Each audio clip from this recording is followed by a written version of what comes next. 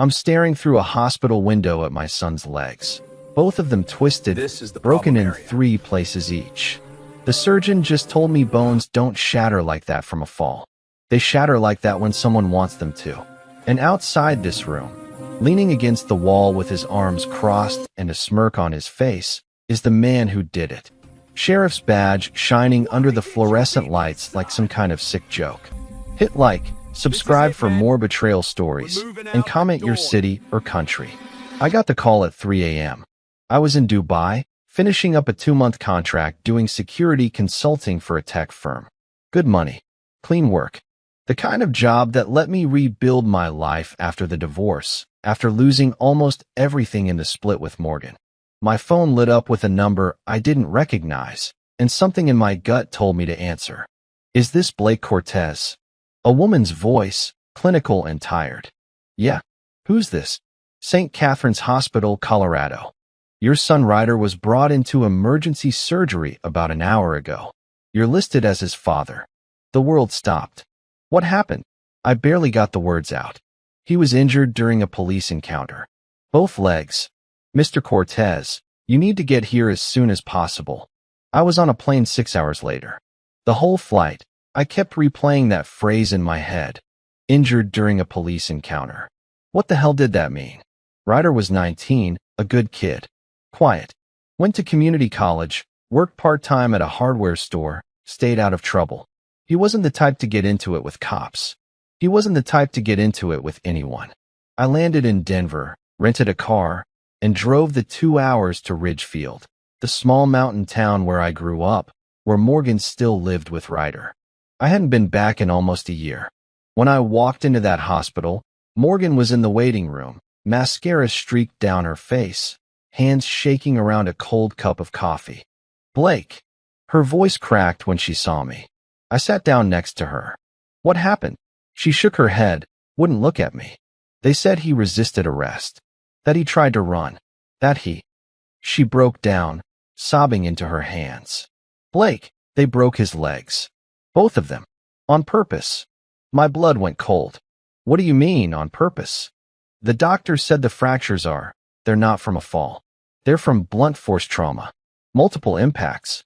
I stood up, every muscle in my body coiled tight. Where is he? ICU. 3rd floor. But Blake, she grabbed my arm, her eyes red and desperate.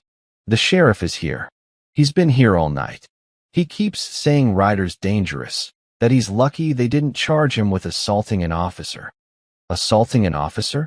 I stared at her. Ryder. She nodded, tears streaming down her face. I don't know what to do. I don't know what happened. But something's wrong. Something's really wrong. I didn't say another word. I walked straight to the elevator, took it to the 3rd floor, and followed the signs to the ICU. That's when I saw him. Sheriff Dominic Harwell. Tall, broad-shouldered, mid-50s with graying hair and a face that looked like it had never smiled at anything good. He was standing outside Ryder's room, talking to 2 deputies like they were discussing a football game. Relaxed. Casual. And when he saw me coming down the hall, he smiled. Not a friendly smile. A knowing smile. The kind of smile that said, "What are you going to do about it? You must be Blake Cortez." He stepped forward, hand extended like we were meeting at a barbecue. "I'm Sheriff Harwell. Sorry about your boy. Tough situation." I didn't shake his hand. I looked past him, through the window into Ryder's room. My son was lying in that bed, pale as a ghost, both legs in casts suspended in traction. His face was bruised. His lip was split. And his eyes, God, his eyes, were open, staring at the ceiling like he was somewhere else entirely. What happened to him? My voice came out low, controlled.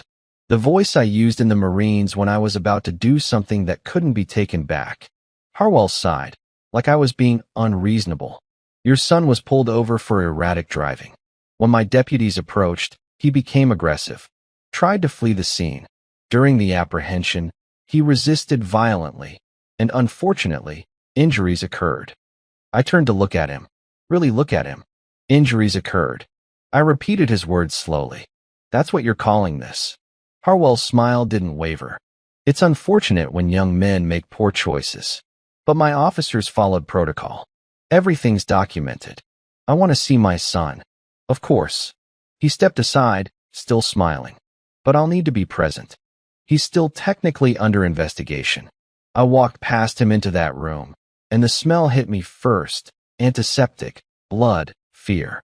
Ryder's head turned when he heard me come in, and when our eyes met, I saw something I'd never seen in my son before.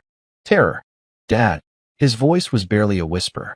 I sat down next to the bed, took his hand carefully. I'm here. I'm here now. He glanced past me at the door where Harwell was standing, then back to me. His eyes filled with tears. Dad, he whispered again, so quiet I had to lean in.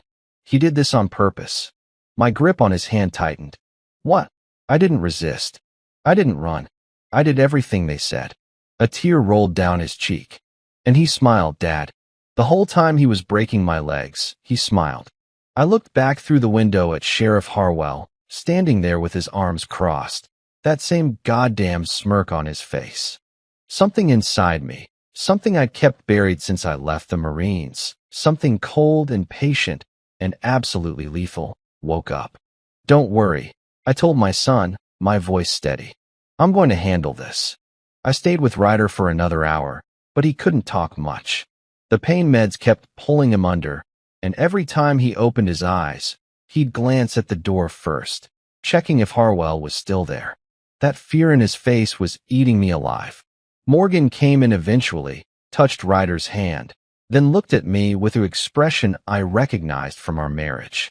That look that said, "You're going to do something stupid, aren't you?" "Blake, don't." She said it quiet, but firm. "Whatever you're thinking, don't." "I'm not thinking anything." I lied. "I just want to know what happened." The police gave their report. Ryder resisted. They had to restrain him. That's what they're saying. And you believe that? She looked away. It doesn't matter what I believe. That's the official story. I stood up. I'm going to get the truth. Blake. She grabbed my arm, her nails digging in.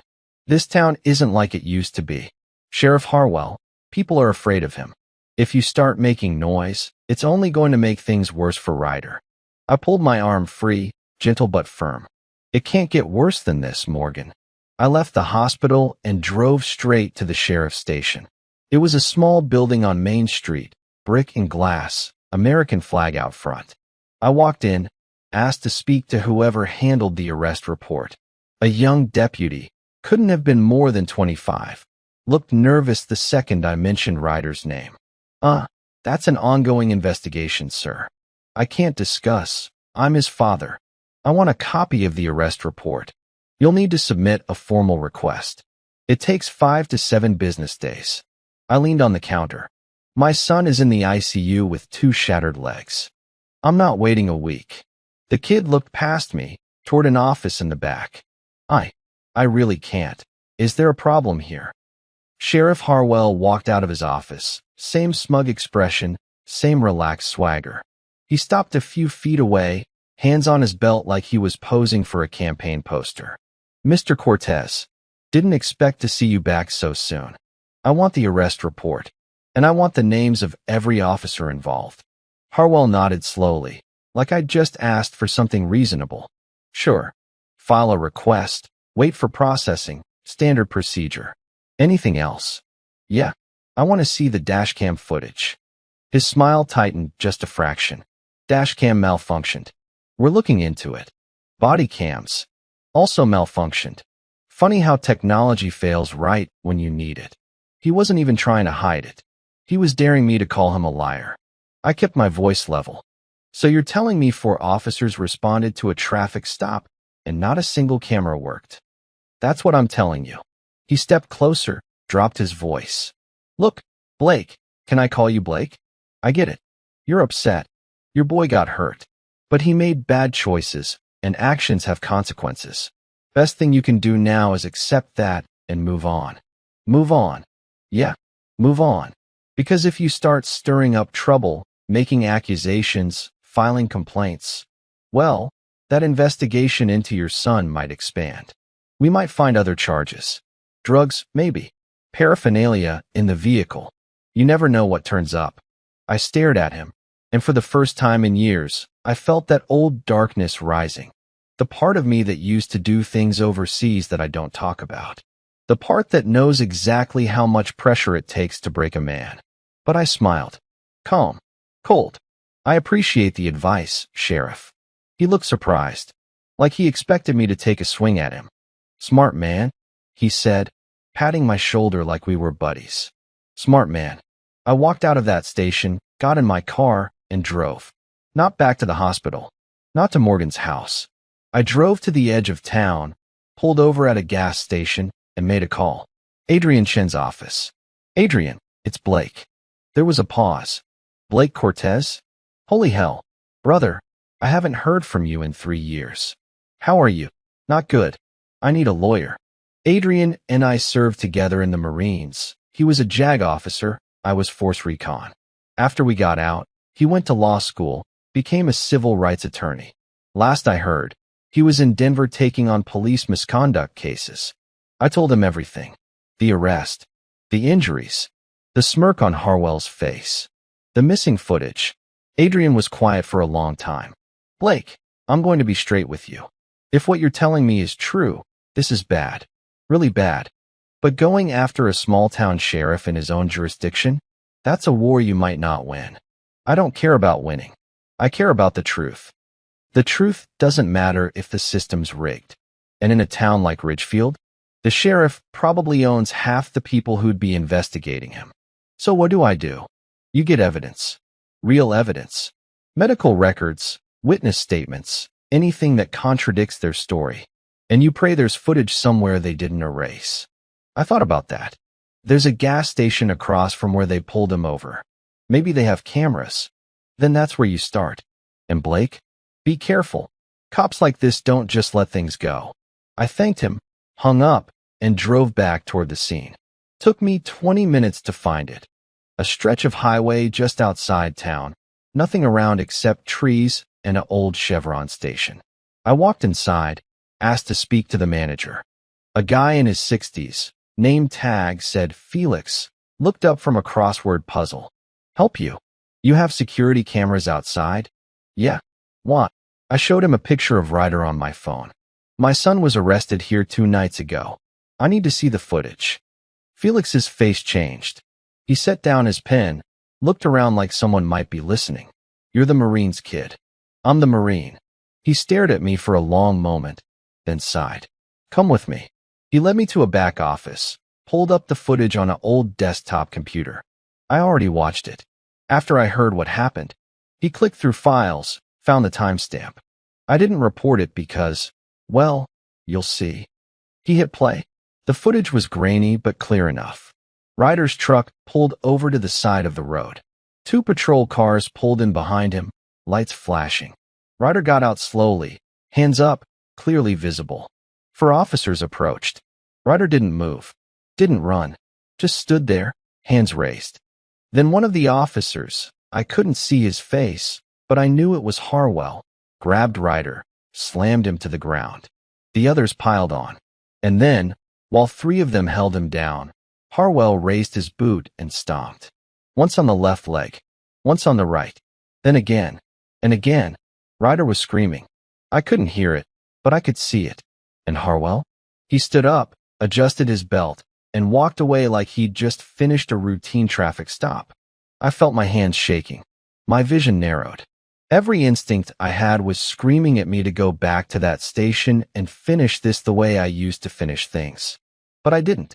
Instead, I pulled out my phone and recorded the screen. Can I get a copy of this? I asked Felix.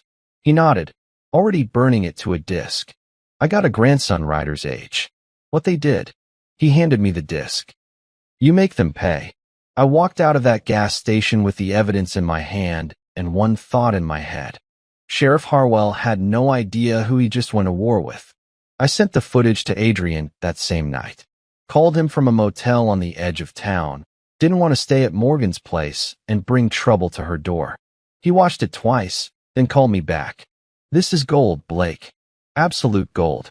Clear video of excessive force, no resistance from Ryder. This is prosecutable. So we take it to the DA? Adrian laughed, but there wasn't any humor in it. The DA in Ridgefield is a guy named Grant Ashford.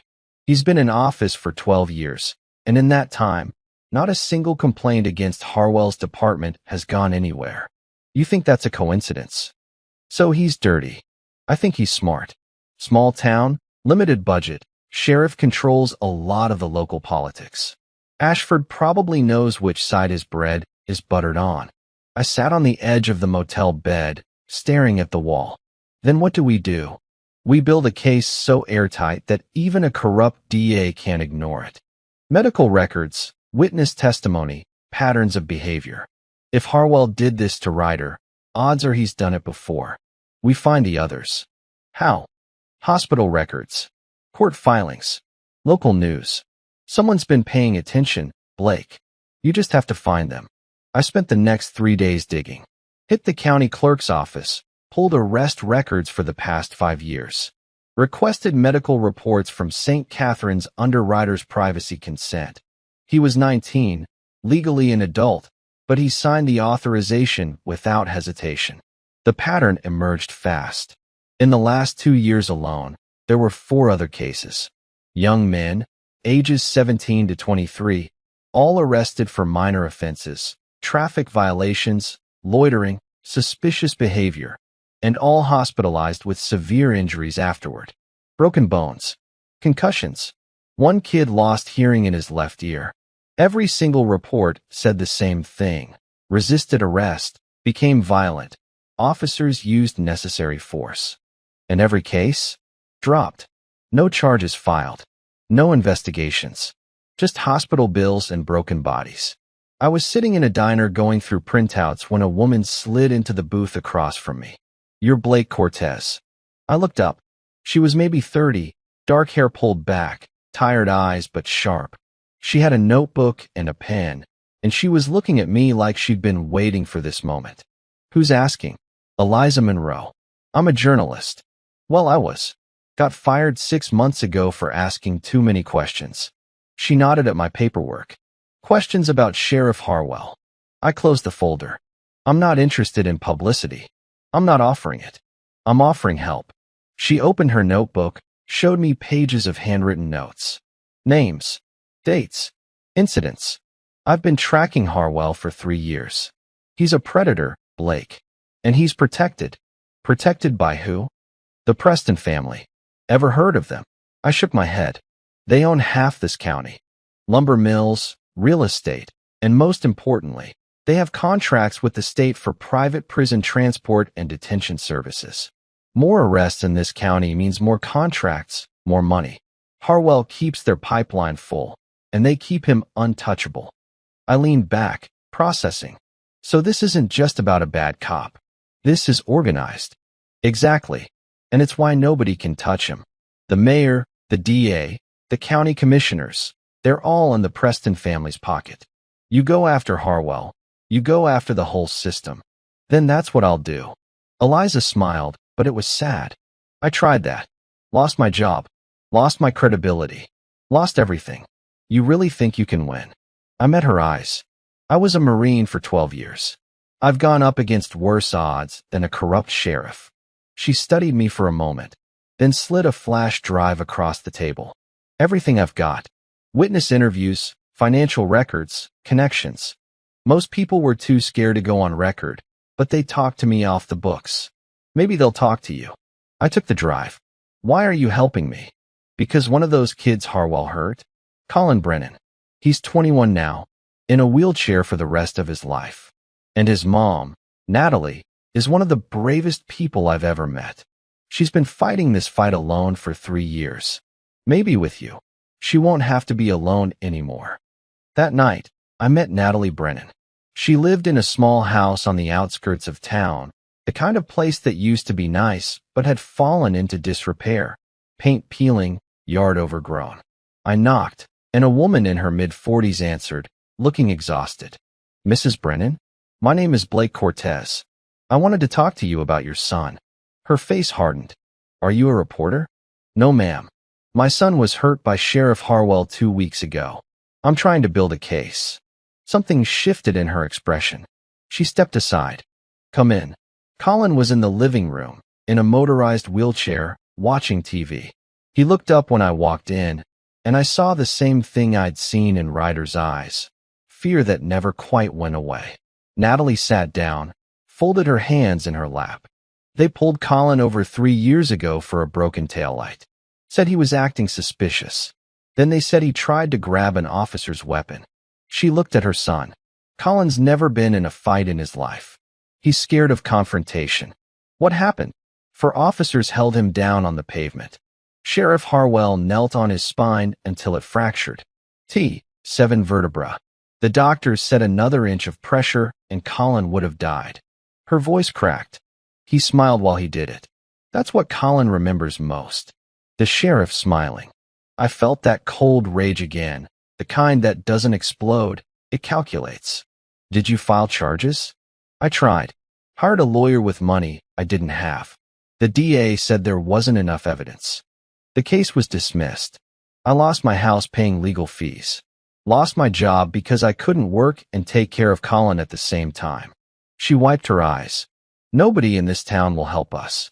They're all too afraid. I'm not afraid, I said. Colin wheeled closer. You really think you can stop him? I looked at this kid, this brave kid who'd had his whole life stolen from him, and I made a promise. Yeah, I do. I left their house with more names, more stories, more evidence. Adrian was right. This was bigger than just Ryder. This was a system built on fear and money and broken bodies. But I'd fought systems before. I got back to my motel around midnight, and that's when I saw it. My rental car, windows smashed, tires slashed.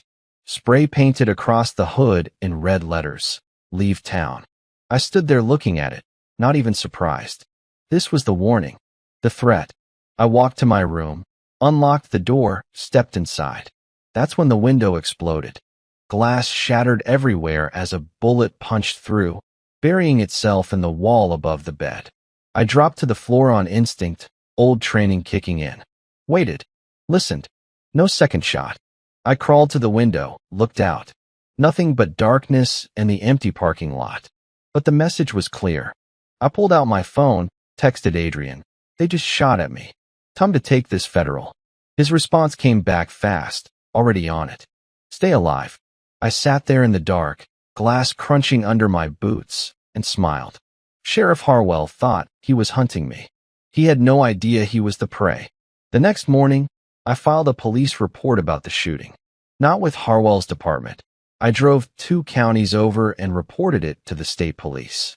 The trooper who took my statement looked skeptical until I showed him the bullet hole in the motel wall and the threatening message on my car. You think Sheriff Harwell's involved? He asked. I think someone who works for him is. He wrote it down, promised to investigate, but I could see it in his eyes. He didn't want to touch this. Nobody did. I called Morgan to check on Ryder. He was out of ICU, moved to a regular room, starting to ask when he could go home. The doctors said at least another week, maybe 2. Physical therapy would take months. Blake, people are talking, Morgan said, her voice tight. They're saying you're making things worse. That you should just accept the settlement. What settlement? The county offered $20,000. Medical bills covered, no admission of wrongdoing. We just have to sign a release and agree not to pursue legal action. I almost laughed. 20 grand? For what they did to him. It's more than we'd get fighting this. Blake, be realistic. We can't win against them. Watch me. I hung up before she could argue. Adrian called an hour later. I filed a federal civil rights lawsuit this morning. Bypassed the local courts entirely. We're citing Section 1983, deprivation of rights under color of law. It's going to take time, but it's our best shot. How much time? Months. Maybe a year. Federal cases move slow, and Harwell's lawyers will fight every step. But I also reached out to the FBI field office in Denver. Told them we have evidence of a pattern of civil rights violations. And they're cautious. Apparently, there's been attempts to investigate Harwell before. Each time, the evidence mysteriously disappeared or witnesses refused to cooperate. The FBI's been burned on this before, so they're not going to help. I didn't say that. I said they're cautious. But if we can show them a clear pattern, multiple victims willing to testify, hard evidence. They might open a formal investigation. That's when I knew what I had to do. I needed more victims, more stories, more proof. Over the next week, I tracked down every name on Eliza's list. Most people didn't want to talk, answering the door, seeing my face, and immediately shutting it again. Fear ran deep in this town. But a few talked. There was Marcus, 23, arrested for public intoxication outside a bar. Said he'd had 2 beers. Harwell's deputies beat him so badly he lost 3 teeth and had permanent nerve damage in his jaw. Case dropped. No charges filed. There was Tristan, 19, pulled over for matching the description of a suspect. He was black in a predominantly white town. Of course he matched. Broken ribs, collapsed lung, 2 weeks in the hospital. His family moved away 6 months later, couldn't afford to keep fighting. And then there was Colin, the kid I'd already met. His mother Natalie gave me everything. Medical records, photos of his injuries, the police report that claimed he violently resisted. I compiled it all, built a timeline. The pattern was undeniable. Harwell targeted young men, usually from low-income families, usually without connections or resources to fight back. He'd provoke them, brutalize them, then hide behind the badge. And every single case led back to the same DA, Grant Ashford, the same man who refused to prosecute, who claimed insufficient evidence, who protected Harwell at every turn. Eliza helped me map the financial connections. The Preston family owned the county's private detention contracts, worth over $2 million annually. The more people arrested, the more money they made. And Harwell's department had the highest arrest rate in the state for a town this size. It's a pipeline, Eliza explained, spreading documents across the table at the diner where we'd been working. Harwell arrests people on bogus charges. They get processed through the county jail, transported by Preston's company, held in facilities Preston contracts with. Everyone makes money except the victims. And Ashford keeps it legal. Exactly. He's the gatekeeper. As long as he refuses to prosecute police misconduct, the whole system stays intact. I stared at the web of connections, the names, the money trails. This wasn't just about my son anymore. This was about dozens of kids whose lives had been destroyed so a few powerful people could get richer. We need someone on the inside, I said. Someone who'll talk. Good luck. Every deputy in that department is either loyal to Harwell or terrified of him. But I had an idea. That night, I went back to the hospital. Not to see Ryder, to see the young deputy who'd been there the night I first arrived. His name tag had said Kyle Morrison. I'd seen the way he looked at Harwell, the discomfort in his eyes. I waited in the parking lot until his shift ended, then approached him as he walked to his car. Deputy Morrison. He spun around, hand going to his weapon. When he saw me, he relaxed slightly, but his eyes were wary. Mr. Cortez, you need to stay away from me. I just want to talk. There's nothing to talk about. The case is closed. Is it? I stepped closer, kept my voice low. Because from where I'm standing, there's a lot to talk about. Like how many times you've watched Harwell do this to people. How many times you've stood there and done nothing. His jaw tightened. You don't know what you're talking about. I know you were there when they broke my son's legs. I know you saw everything. And I know you're not like them. You don't know anything about me. I know you're young. Maybe 25, 26. Probably became a cop because you wanted to help people, wanted to make a difference. And now you're stuck watching a sadist destroy lives while you stand there with your mouth shut. Kyle's face flushed. I have a job to do. I follow orders. So did the Nazis. He flinched like I'd slapped him. That's not fair, isn't it? You watched them cripple a 19-year-old kid. You did nothing. How is that different? For a long moment, we just stood there in the parking lot, the street lights buzzing overhead. Even if I wanted to help you, Kyle finally said, his voice barely above a whisper, I couldn't. Harwell would destroy me. I'd lose my job, my reputation, maybe worse.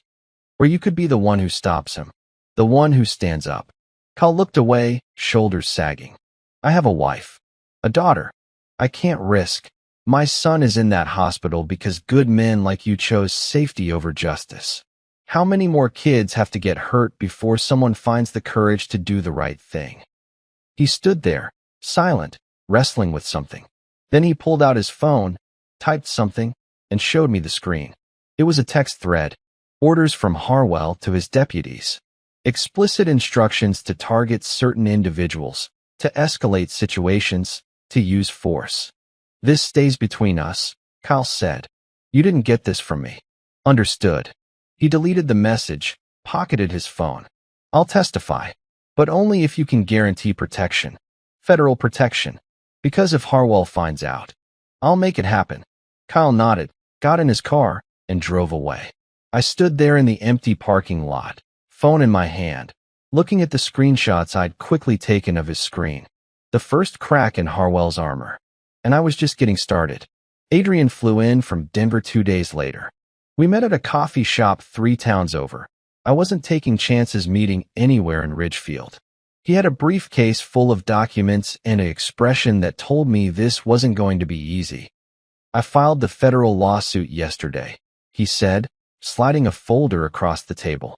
Civil rights violation under Section 1983, excessive force, conspiracy to deprive constitutional rights. We're naming Harwell, the 3 deputies involved, and the county. What about the DA? Can't prove he's directly involved yet. But once discovery starts, we'll subpoena everything: communications, case files, financial records. If Ashford's dirty, we'll find it. I scanned the documents. How long until this goes to trial? Adrian's face darkened.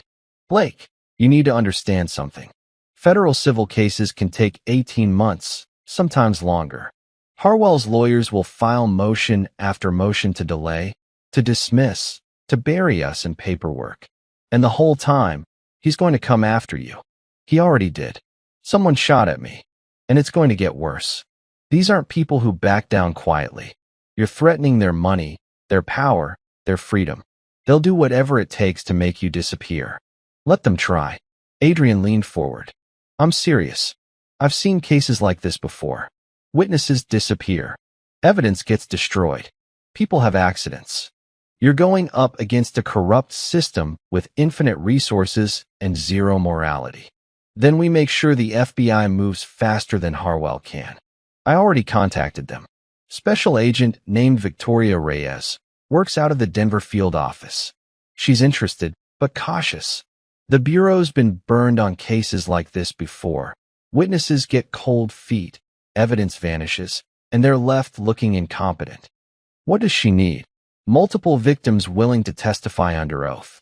Documentation of a clear pattern. And most importantly, someone on the inside willing to cooperate. He looked at me. You got that deputy to talk. That's huge. But one deputy isn't enough. We need the texts, the orders, proof that this comes from the top. I showed him the screenshots Cal had let me take. Adrian studied them, his expression shifting from skeptical to excited. This is good, really good, but we need more. We need financial records showing the connection between Harwell's arrest numbers and Preston family profits. We need testimony from other victims. We need everything airtight. I'm working on it. That afternoon, I called an old number I hadn't used in years. It rang 4 times before a familiar voice answered. Colonel Wade's office. This is Blake Cortez. I need to speak with the colonel. There was a pause. Blake? Hold on. 30 seconds later, Colonel Tristan Wade came on the line. He'd been my commanding officer in the Marines, the kind of leader who inspired absolute loyalty. When I got out, he stayed in, climbed the ranks, now ran operations at Camp Pendleton. Blake Cortez. Heard you were working private security. What's going on? I told him everything. About Ryder, about Harwell, about the systematic abuse of power in a small Colorado town. When I finished, there was silence on the other end. You're telling me a corrupt sheriff broke a Marine's son's legs and thinks he's going to get away with it? That's exactly what I'm telling you, sir. Like hell he is. I could hear the fury in Wade's voice. I'm making some calls. There are people in Washington who owe me favors. If there's federal jurisdiction here, we're going to push the FBI to move. And if this sheriff wants to go to war with a Marine family, he's about to learn what that actually means. For the first time in weeks, I felt something close to hope. That evening, I visited Ryder. He was sitting up in bed, color back in his face, but the casts on his legs looked massive and restrictive. Morgan was there, reading a magazine, and she looked up when I walked in. "The surgery went well," she said quietly. "Doctors think he'll walk again, but it'll take time." Ryder met my eyes. "Dad, I heard you're going after them." "For real?" "Yes, son. For real." "Good." There was steel in his voice I'd never heard before. "Make them pay." I stayed with him for an hour, talking about nothing important, sports, movies, things that felt normal. But when I left, walking through the parking lot to my car, my phone buzzed. Unknown number. I almost didn't open it. But I did. It was a photo. Morgan leaving the hospital, walking to her car, completely unaware someone was watching her. The text below it read, "Drop it. Last warning." I stood there in the darkness, staring at that photo, feeling ice spread through my veins. They'd just made their biggest mistake. Because threatening me was one thing. Threatening my family was something else entirely. I forwarded the threatening photo to Adrian immediately, then called him. They just sent me a picture of Morgan. They're watching her. Jesus. Blake, this is witness intimidation, stalking. This actually helps our case. But more importantly, you need to get your family somewhere safe. Already on it. I called Morgan next. She didn't want to hear it at first, insisted she could take care of herself. But when I sent her the photo, her voice changed. "Oh my God, pack a bag. You and Ryder are leaving town tonight." "Blake, I have work. You have a target on your back. Please, Morgan, just trust me on this." She was quiet for a long moment. "Where would we even go?" "I have a friend in Boulder who owes me. Former Marine. You'll be safe there until this is over." She agreed, reluctantly. I arranged everything. Transportation, security, a place to stay. By midnight, Morgan and Ryder were on the road, headed somewhere Harwell couldn't touch them. That left me alone, exactly where I wanted to be. The next morning, Adrian called with news. "Agent Reyes wants to meet. She's reviewed the evidence we sent, and she's intrigued. But she needs more before she can open a formal investigation." "How much more?" "She wants to hear from Kyle directly, and she wants corroboration from other victims." "Can you make that happen?" "I'll make it happen." Setting up the meeting took 3 days of careful planning. Kyle was terrified, kept saying he'd changed his mind, that his family was more important than justice. But I reminded him what was at stake. How many more kids like Ryder before someone stops this? How many more families destroyed? He finally agreed, but only under specific conditions: federal protection, anonymity until trial, relocation assistance for his family if needed. Adrian arranged everything through Agent Reyes. We met at a federal building in Denver, far from Richfield's reach. Kyle brought everything: text messages, emails, internal memos showing Harwell's explicit orders to escalate encounters, to target specific demographics, to falsify reports. Agent Reyes was a sharp woman in her 40s, professional and direct. She listened to Kyle's testimony for 2 hours, asked pointed questions, took detailed notes. When Kyle finished, she sat back and looked at all of us. "This is substantial. If we can corroborate this with medical evidence and victim testimony, I can recommend opening a civil rights investigation." "How long will that take?" I asked. "Weeks, maybe months. Federal investigations move carefully. We need to build a case that will hold up in court, and that means crossing every T, dotting every I. Harwell's threatening witnesses, stalking my family. We don't have months. I understand your frustration, Mr. Cortez, but if we move too fast and the case falls apart, Harwell walks free forever. You want justice, we do this right." I wanted to argue, but I knew she was correct. Kyle entered witness protection that same day. His family was relocated within 48 hours. And suddenly, the first real crack in Harwell's armor was visible. Eliza called me that evening, excited. "I've been working on something. A full investigative piece, Everything we've uncovered. All the victims, the financial connections, the pattern of abuse. I can't publish it locally, obviously, but I have contacts at larger papers. The Denver Post is interested. How interested? Front page interested. They want to run it this Sunday. But I need your permission to include Ryder's story.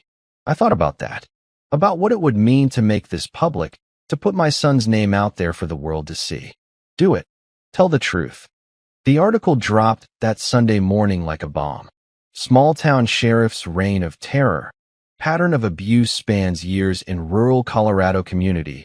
Eliza had done masterful work. She laid out everything. The victims, their injuries, the systematic targeting, the financial incentives, the corrupt DA who protected it all. She included interviews with Colin, with Marcus, with families who'd been destroyed. And she included Ryder's story, complete with the gas station footage stills showing Harwell stomping on his legs. By noon, it had been picked up by the Associated Press. By evening, it was national news. My phone wouldn't stop ringing. Reporters, victims advocates, civil rights organizations, other families coming forward with stories of Harwell's abuse. The story was everywhere, and suddenly Ridgefield was under a spotlight it couldn't escape. I watched the news coverage from my motel room. One segment showed Harwell walking to his car, surrounded by reporters shouting questions. For the first time, I saw something in his face besides arrogance. I saw fear. That evening, Sheriff Harwell held a press conference. He stood behind a podium at the county building, flanked by his lawyer and the county attorney, looking calm and composed. "These allegations are categorically false," he said, reading from a prepared statement. "The individuals named in this article were lawfully arrested, and, when they resisted, appropriate force was used. I have served this community for 20 years with honor and integrity. This is nothing more than a smear campaign orchestrated by people with an agenda." Reporters shouted questions. Harwell ignored most of them, but one got through. "Sheriff, what about the video footage showing you repeatedly stomping on Ryder Cortez's legs while he was restrained?" Harwell's jaw tightened. "That footage is taken out of context. The suspect was actively resisting. He had his hands visible and made no aggressive movements. This press conference is over." Harwell walked away, his lawyer rushing to catch up. I watched him leave, and I saw it clearly. The facade cracking, the confidence wavering. He knew what was coming. Adrian called minutes later. "Agent Reyes just contacted me. The FBI is opening a formal investigation. Between Kyle's testimony, the medical evidence, and now the national media attention, they can't ignore this anymore." "How long until they move?" "They're already moving. Subpoenas are being prepared. They're bringing in additional agents." "Blake, this is happening." I sat there in the silence of my motel room, feeling something I hadn't felt in weeks. Hope. But I also knew this wasn't over. Cornered animals are the most dangerous, and Harwell was cornered now. Whatever came next, it was going to be ugly. The FBI arrived in Ridgefield 3 days after the article broke. Not the local field agents who'd been stonewalled before, but a team from Washington, 4 agents in dark suits who set up operations in a building they rented outside town limits. Agent Reyes led the team, and she didn't waste time. Within 48 hours, they'd served subpoenas on the sheriff's department, the DA's office, and the county clerk. Personnel files, arrest records, use of force reports, internal communications. Everything was being pulled and examined. Adrian called with updates daily. "They're interviewing every victim we identified. Colin Brennan spent 3 hours with them yesterday. Marcus went in this morning. They're building a timeline that goes back 5 years. What about Ashford?" "The DA? He's lawyered up. Refused to be interviewed without counsel present, which tells you everything you need to know. The FBI's looking at his case dismissal patterns, his financial records, communications with Harwell. If there's corruption, they'll find it." But while the investigation moved forward, the town was tearing itself apart. I saw it everywhere I went. Businesses with signs in their windows. "We support Sheriff Harwell." People wearing blue ribbons on their shirts, showing loyalty to the department. The local paper, controlled by interests friendly to the Preston family, ran editorials attacking the outside agitators and biased media trying to destroy a good man's reputation. But there were others, quiet voices, people who'd been afraid for years, now finding courage. A group of mothers formed a citizens' oversight committee, demanding accountability. Local church leaders called for transparency and justice. The town was divided down the middle, and the tension was suffocating.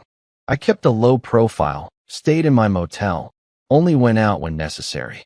But one afternoon, I stopped at a grocery store for supplies, and a man in his 60s approached me in the parking lot. "You're Blake Cortez." I turned, ready for confrontation. "You've got a lot of nerve showing your face around here," he said. His voice was angry, but his hands were shaking. "This town was peaceful before you started stirring up trouble. Now we've got FBI agents crawling all over, reporters harassing people, businesses losing customers because of the bad publicity. You've destroyed this community." "The community was already destroyed," I said quietly. "You just didn't want to see it. Harwell's a good man. He keeps us safe. He broke my son's legs for fun. He's done it to dozens of others. How is that keeping anyone safe?" The man's face flushed. "Those kids were criminals." "They were. My son is 19 years old. He's never been arrested, never been in trouble. They pulled him over for nothing, then crippled him while he begged them to stop. If that's your idea of justice, then this town deserves everything that's coming." I walked away before he could respond. But the encounter rattled me, because I realized something. Half this town genuinely believed Harwell was the victim here. They'd rather protect a corrupt system than admit they'd been complicit in enabling it. Morgan called that evening, upset. Someone called my work, told them I was a troublemaker, that I was lying about what happened to Ryder. My boss suggested I take a leave of absence until things calmed down. "So they forced you out?" "Essentially, yeah." Her voice cracked. "Blake, I can't afford this. I can't afford to lose my job, lose my income. We have medical bills piling up, legal fees. I'll cover it. All of it. That's not the point. The point is I can't even live in my own town anymore. People I've known for years are treating me like I'm the problem. Someone left a dead rat on my porch yesterday." I closed my eyes, feeling the weight of what I'd set in motion. "I'm sorry. Are you? Because sometimes I wonder if this crusade of yours is worth destroying everything we have left. They destroyed Ryder first. I'm just making sure they pay for it." She was quiet for a moment. "I know. I'm tired, Blake. I'm so tired." After we hung up, I sat in the darkness, questioning everything. Was I doing the right thing? Was justice worth the cost? Then my phone buzzed with a text from Ryder. "Physical therapy today. Took 3 steps with the walker. It hurt like hell, but I did it. Don't stop fighting, Dad." That answered my question. 2 days later, Adrian called with shocking news. DA Grant Ashford just announced he's taking a medical leave of absence. Effective immediately. Medical leave? He's running. That's what I think. The FBI's probably closing in on evidence of corruption, and he's trying to get ahead of it. But here's the interesting part. An interim DA was appointed, someone from outside the county. Her name is Judge Ophelia Hart, temporarily reassigned from the state circuit court. Why is that interesting? Because Judge Hart has a reputation. She's tough, uncompromising, and she hates corruption. If the FBI brings charges, she's the kind of prosecutor who won't bury them. For the first time, I felt like the pieces were actually moving in our direction. That evening, I received an unmarked envelope slipped under my motel room door. Inside was a single sheet of paper, financial records showing payments from the Preston Family Trust to Grant Ashford's personal account. $50,000 over 3 years, carefully disguised as legal consulting fees. There was no note, no explanation, just the evidence. I called Adrian immediately, photographed the documents, sent them to Agent Reyes. Within hours, federal investigators were executing search warrants on Ashford's home and office. The pressure was mounting. The walls were closing in. And Sheriff Harwell? He stopped appearing in public. His press conferences ended. His lawyers issued statements on his behalf, but the man himself vanished behind layers of protection and denial. I knew what that meant. He was scared, desperate, and desperate men do dangerous things. I checked on Ryder through video calls now, watched him struggle through painful physical therapy sessions, his face determined even as sweat poured down and tears filled his eyes. He was getting stronger every day, not just physically, emotionally.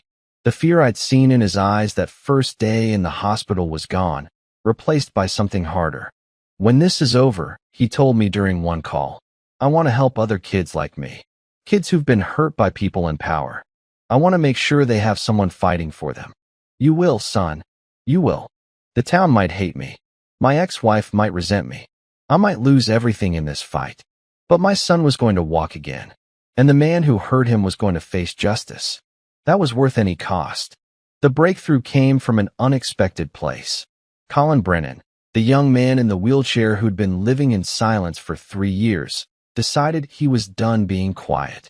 Natalie called me one morning, her voice shaking. Colin wants to go public. He wants to tell his story on camera, wants everyone to know what Harwell did to him. Mrs. Brennan, are you sure? Once his face is out there, there's no taking it back. The backlash, I know. I tried to talk him out of it. But he said something that broke my heart. Her voice cracked. He said, Mom, I'm already broken. If I stay silent now, then Harwell wins forever. At least this way, my pain means something. I closed my eyes, feeling the weight of that courage. Tell him I'm proud of him. And tell him he's not alone. Eliza arranged the interview with a national news network. They sent a crew to Ridgefield, set up in Colin's living room, and for 30 minutes, Colin Brennan told the world exactly what Sheriff Dominic Harwell had done to him. He described the traffic stop, pulled over for a broken taillight at 9 p.m. on an empty road, how the deputies surrounded his car, ordered him out, searched him roughly even though he'd done nothing wrong. I was polite, Colin said, his voice steady despite the camera. I said, yes, sir, and no, sir, and did everything they asked. But Sheriff Harwell kept saying I was being aggressive, that I was resisting. I wasn't. I was terrified. He described being thrown to the ground, for men pinning him down, his face pressed into the asphalt, and then Harwell's knee on his spine, pressing down, grinding, while Colin screamed that he couldn't breathe. He leaned in close, Colin said, his hands gripping the armrests of his wheelchair. And he whispered, nobody's going to believe a punk like you. Then he pressed harder. I felt something snap. And then everything went numb. The interviewer asked the question everyone was thinking, what happened after? I woke up in the hospital paralyzed from the waist down. The police report said I'd violently resisted arrest, tried to grab an officer's weapon. Complete lies. My mom spent every penny we had hiring a lawyer, but the DA dismissed the case. Said there wasn't enough evidence. And for 3 years, I've sat in this chair, watching Harwell walk free, knowing he's doing it to other kids. The interview ended with Colin looking directly into the camera. If you're watching this, Sheriff Harwell, I want you to know, I'm not afraid of you anymore. And I'm not the only one. The interview aired that evening on the national news. Within hours, it had millions of views online. The comment sections exploded with outrage, with support, with other people sharing their own stories of police brutality. And then something remarkable happened. Other victims started coming forward, not just from Ridgefield, but from surrounding counties. Young men who'd been brutalized, families who'd been silenced, people who'd been too afraid to speak, but now saw Colin's courage and found their own. Adrian's phone rang nonstop.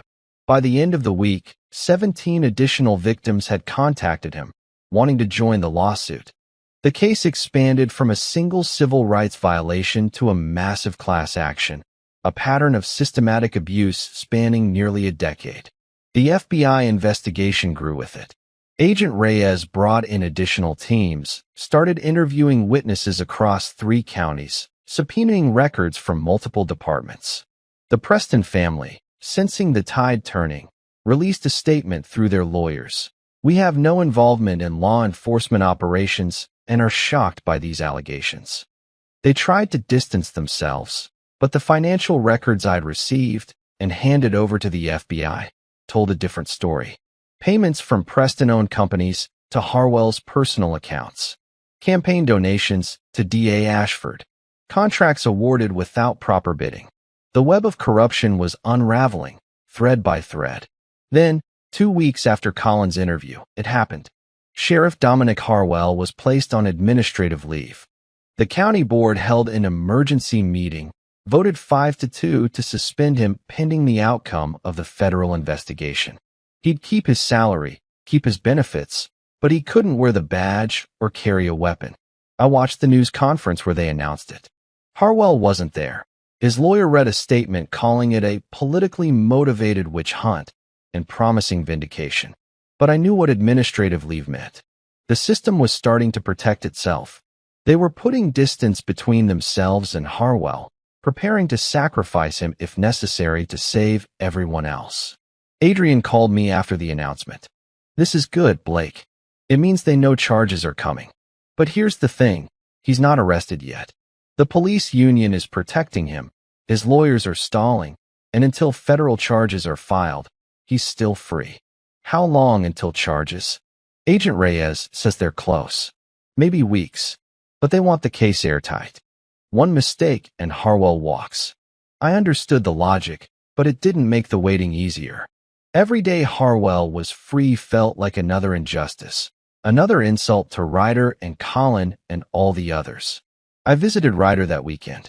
He was at a rehabilitation center now, doing intensive physical therapy.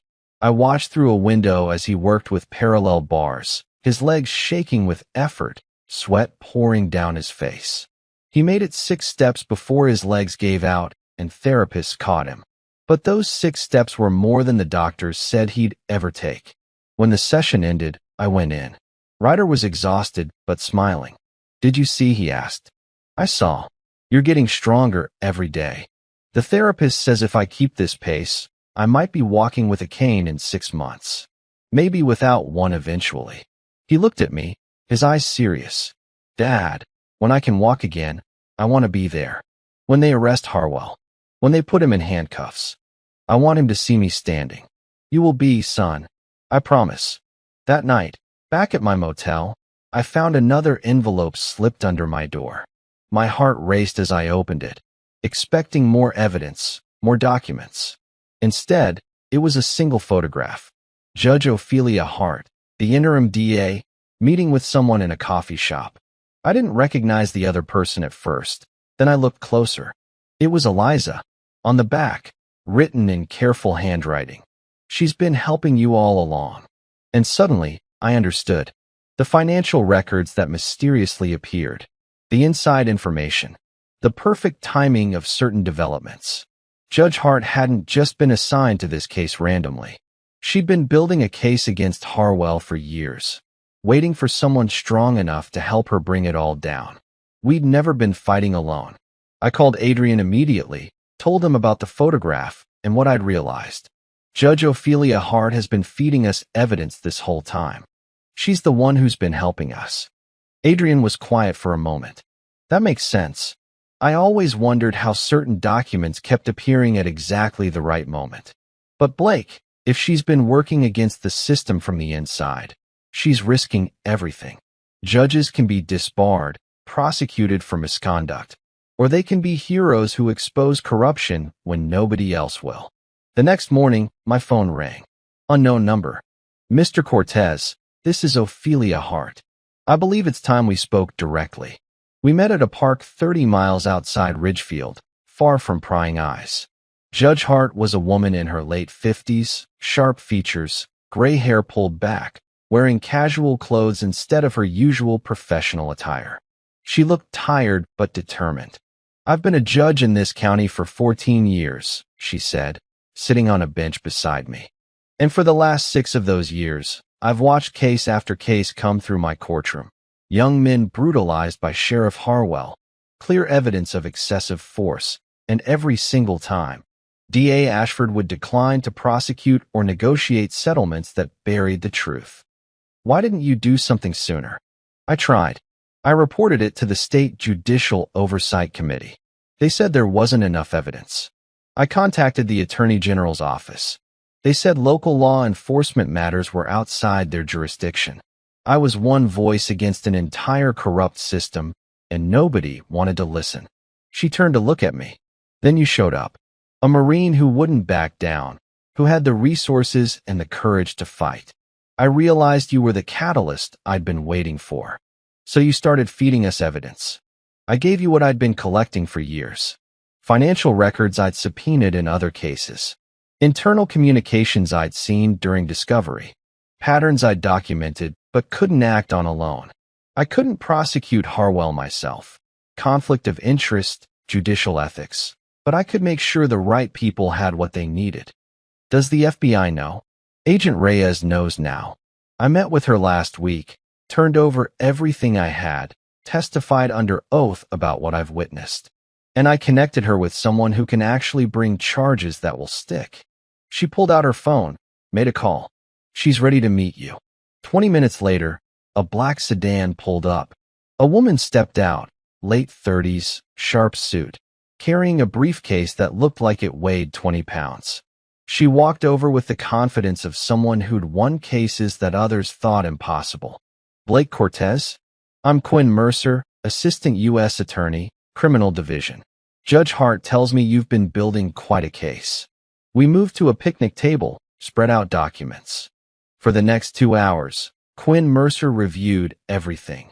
The gas station footage, Kyle's testimony, medical records from 17 victims, financial documents showing the corruption pipeline, Judge Hart's testimony about systematic case dismissals.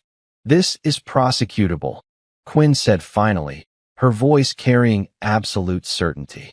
Multiple counts of civil rights violations under Title 18, Section 242, deprivation of rights under color of law, conspiracy charges under Section 241. We can also bring charges for witness intimidation, obstruction of justice, and if the financial records hold up, bribery and corruption. What about Ashford? I asked. The DA is already cooperating. Agent Reyes put enough pressure on him that he flipped. He's providing testimony about his arrangement with Harwell and the Preston family in exchange for reduced charges. He'll lose his law license and do some prison time, but not as much as he deserves. She looked at Judge Hart. Your testimony about the pattern of dismissed cases is crucial. It establishes systematic corruption, not just individual bad acts. When can you move? Adrian asked. Quinn checked her phone, scrolled through messages. The grand jury convenes in 3 days. I'm presenting the case Thursday morning. If they return indictments, and they will, arrest warrants will be issued immediately. How immediately? Federal marshals will execute them within hours. Harwell, 3 of his deputies, 2 county commissioners with financial ties to the Preston family. We're taking down the whole network at once. I felt something loosen in my chest, a tension I'd been carrying for weeks. And they'll actually go to trial? Blake, I've prosecuted cartel members, corrupt politicians, dirty cops. This case is solid. Harwell's going to prison.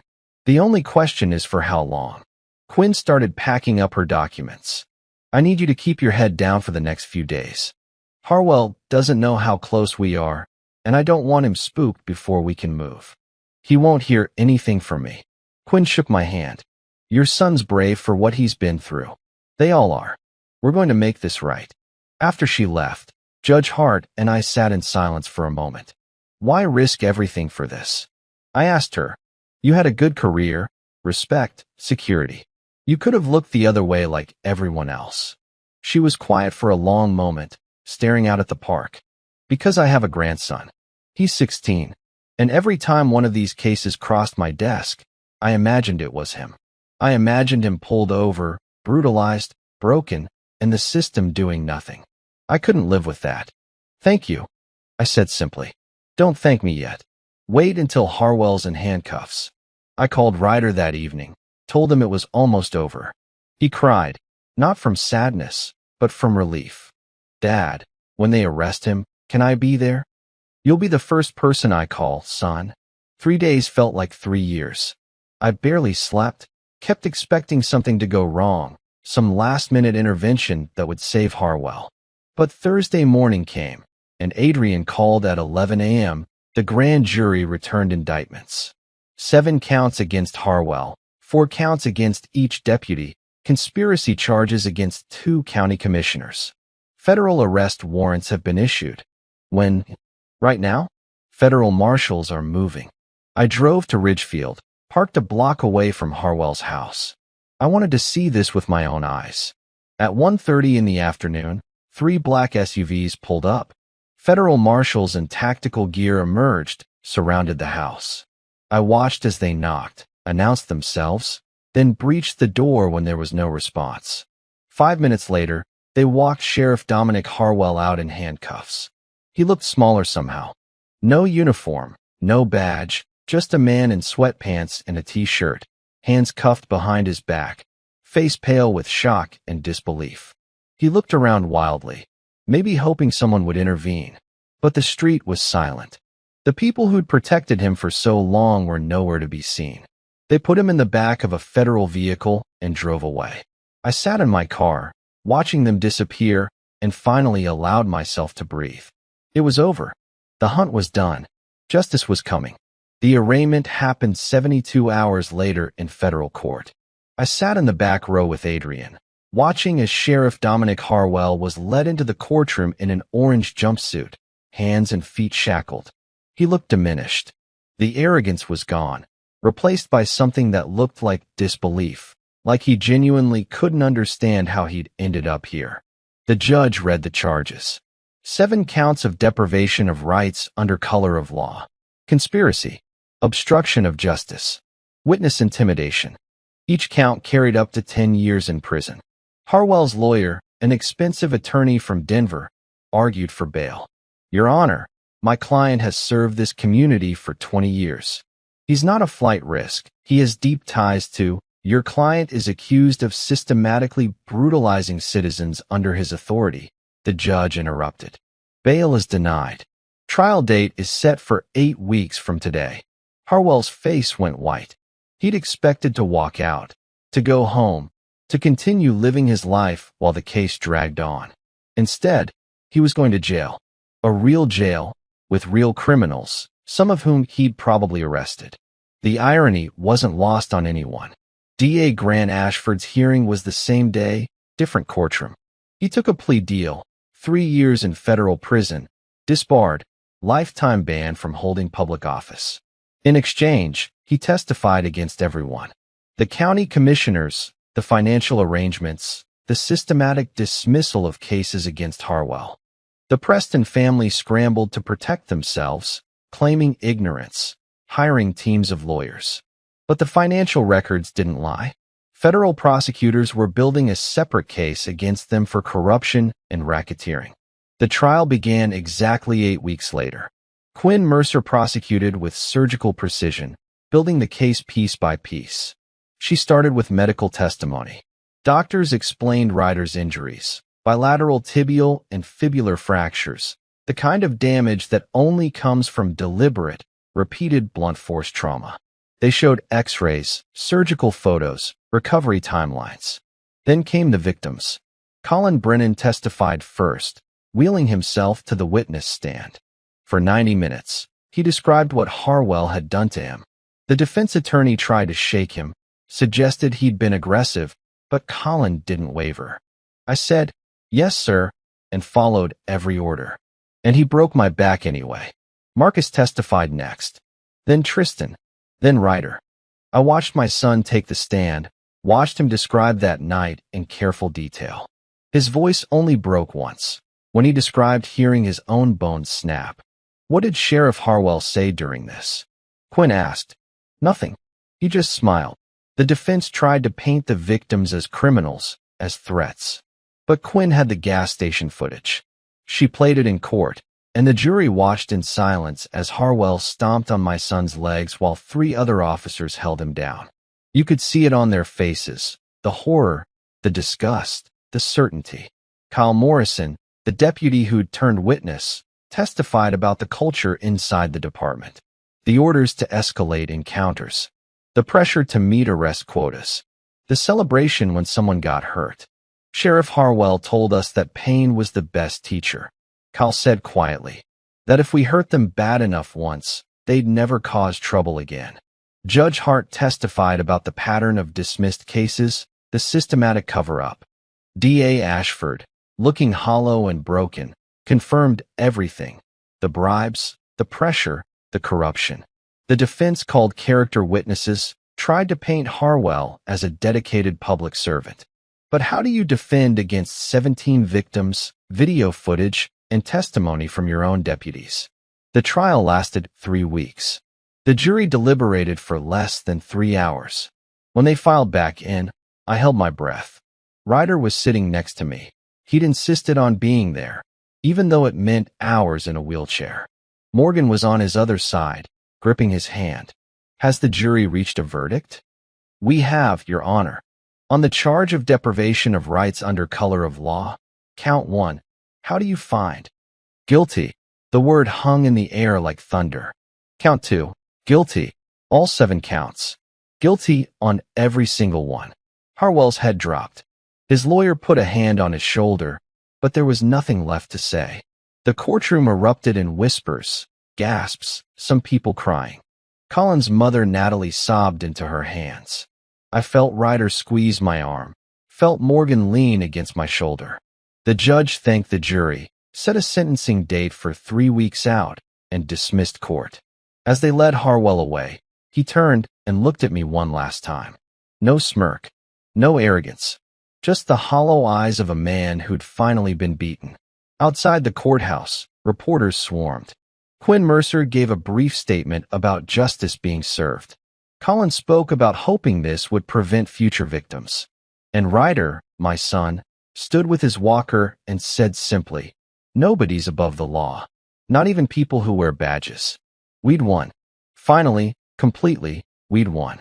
Sentencing day arrived on a cold October morning, 6 months after the nightmare began. The courtroom was packed. Victims and their families filled the front rows. Media lined the back. And at the defendant's table sat Sheriff Dominic Harwell, looking 20 years older than he had at the start of the trial. The judge entered, and we all rose. This court will now proceed with sentencing in the matter of United States versus Dominic Harwell. She looked down at the papers before her, then at Harwell. I've presided over many cases in my career, Mr. Harwell, but few have been as disturbing as this one. You were given a position of public trust, a badge that represents justice and protection, and you used that authority to terrorize the very people you swore to serve. Harwell stared at the table, silent. The victims in this case, 17 young men whose lives you permanently altered, showed remarkable courage in coming forward. They could have stayed silent, could have accepted that the system failed them. Instead, they stood up and demanded accountability. They are the reason we're here today. The judge reviewed each count, the evidence, the testimony. Then she delivered the sentence. On counts 1 through 7, to be served consecutively, 25 years in federal prison. No possibility of parole for the first 15 years. Upon release, lifetime supervised probation and a permanent ban from holding any position in law enforcement. 25 years. Harwell would be in his 80s before he walked free. His lawyer started to object, but Harwell raised a hand, stopping him. For the first time through the entire process, he stood and turned to face the courtroom. "I have nothing to say that will change what I did," he said, his voice rough. "No apology will give these young men back what I took from them. I deserve this." It wasn't redemption. It wasn't forgiveness. But it was acknowledgement. And somehow, that mattered. The other deputies received sentences ranging from 8 to 15 years. The county commissioners got 10 years each for corruption. D.A. Grant Ashford began serving his 3-year sentence immediately. And the Preston family? Federal investigators seized assets, filed civil RICO charges. The empire they'd built on the backs of broken families was crumbling. 3 weeks after sentencing, the county held a special election for sheriff. A woman named Harper Daniels won, a former victim advocate with 15 years of experience in community policing and reform. Her first act was creating a civilian oversight board with Rowe authority. Ridgefield was changing. Slowly, painfully, but genuinely. I sat with Ryder at his physical therapy session on a Thursday afternoon, watching him walk the length of the parallel bars without assistance. His legs were stronger now, the limp barely noticeable. The doctors said he'd make a full recovery. It would take another year, but he'd walk normally again. "Dad," he said, sitting down after the session, breathing hard. "I've been thinking about what I want to do. With my life, I mean. Yeah. I want to study law. I want to be like Quinn and Adrian, someone who fights for people who can't fight for themselves. What happened to me, to Colin, to all of us? I want to make sure it doesn't happen to anyone else." I felt pride swell in my chest. "You're going to be amazing at that. And I want to start a foundation for victims of police brutality. Help them with legal fees, medical costs, therapy. Nobody should have to go through this alone. We'll make it happen, son. Together." Morgan joined us for dinner that evening. The three of us sitting together for the first time in months without tension or anger. We weren't getting back together, but we were healing as a family. "I got my job back," she said. "New boss, actually. The old one resigned after some questionable decisions came to light. They want me to help rebuild the company culture." "That's great, Morgan. And I've been talking to some of the other mothers. Natalie, Marcus's mom, Tristan's family. We're starting a support group for parents whose kids have been hurt by the system, helping each other cope, heal, move forward." Change was rippling outward. One family at a time, one voice at a time. Colin got a settlement from the county, $2 million, enough to cover medical care for the rest of his life, and then some. He used part of it to start a nonprofit advocating for disability rights and police accountability. I saw him on the news last month, testifying before the state legislature about reform measures. Eliza won a National Journalism Award for her investigative reporting. She got job offers from major newspapers across the country, but she stayed in Colorado. "This is where the work needs to be done," she said. Judge Ophelia Hart was promoted to the state Supreme Court, recognition for her years of quiet resistance and eventual courage in exposing corruption. And me? I went back to my security work, but stayed close. Ryder needed me, and I wasn't going to miss his recovery. More than that, I'd found something I didn't know I'd lost: purpose. I wasn't just a soldier anymore, or a contractor, or an ex-husband. I was a father who'd fought for his son and won. And that meant everything. 6 months after the sentencing, Ryder walked without assistance for the first time. No walker, no cane, just his own 2 legs carrying him across the rehabilitation center's gym floor. I watched him, tears streaming down my face, as he took step after step, each one proof that evil doesn't win, that courage matters, that justice is possible if you're willing to fight for it. He walked 20 steps, then 30, then stopped and looked at me with the biggest smile I'd ever seen. "I did it, Dad." "You did, son. You really did." We stood there in that gym, father and son, both of us changed by what we'd been through, but not broken by it. The fight had cost us everything: money, security, peace. But we'd gained something more valuable: the knowledge that we could stand up to darkness and win. That one person with courage can start a revolution. That broken bones heal, but broken spirits don't have to. Some battles aren't won with fists or guns. They're won with patience, evidence, and the refusal to let evil win quietly. I didn't just fight for my son. I fought for every kid who couldn't fight back, for every family silenced by fear, for every victim who thought justice was impossible. And we won, not because I was special or uniquely strong or fearless. We won because we refused to give up, because we found allies in unexpected places, because good people, when given a chance, will choose justice over comfort. Ryder's walking now. Colin's changing laws. The town's healing. And somewhere in a federal prison, Dominic Harwell is learning what it feels like to be powerless. That's justice. That's healing. That's how you win. I want to ask you something that's been on my heart. Have you ever had to fight for someone you love, even when the whole world seemed against you? What kept you going? I'd love to hear from you. Drop a comment and let me know where you're watching from. Are you listening from New York, Texas? Maybe somewhere across the ocean? Your support means everything, and I want to know this story reached you. If this story moved you, if Blake and Ryder's fight inspired you, I'd be honored if you'd hit that like button and subscribe to Betrayal Stories Lab. Your support helps me bring more stories like this, stories of courage, justice, and people who refuse to stay silent. And here's what I really want to know. What kind of stories do you want to hear next? Military revenge? Family betrayal? Cheating wife stories? Stories of quiet justice? Tell me in the comments what resonates with you. What keeps you coming back? Because I create these stories for you. Your feedback shapes what I bring next. Until then, stay tuned for the next epic thriller and revenge story. Take care of yourselves, take care of each other, and remember, justice might be slow, but it's always worth fighting for. We'll meet again soon with another story that'll keep you on the edge of your seat.